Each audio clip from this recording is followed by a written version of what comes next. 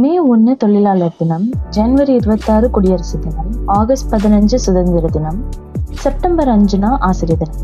இந்த மாதிரி சில முக்கியமான நாட்கள் மட்டும்தான் நம்ம பெருசா செலிப்ரேட் பண்றோம், தெரிஞ்சுக்கிறோம். ஆனா உண்மையிலேயே பார்த்தா வருடத்துல ஒவ்வொரு நாட்களுக்கும் ஒரு அர்த்தம் இருக்கு, ஒரு விழிப்புணர்வு இருக்கு, ஒரு மனித வாழ்க்கையை மாற்றக்கூடிய ஒரு மெசேஜும் இருக்கு.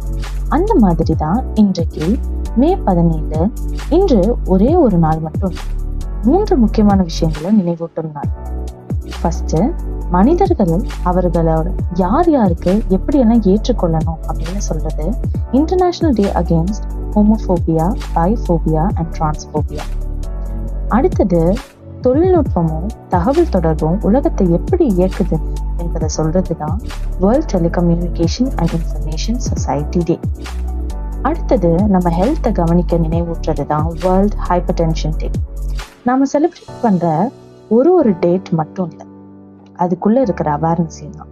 அதனால இனிமே கேலண்டர்ல வரும் ஒவ்வொரு நாளையும் ஜஸ்ட் ஒரு டேட்டாவும் பார்க்காம இன்னைக்கு என்ன சொல்ல வருது அப்படின்னு கேட்டு தெரிஞ்சுப்போம்.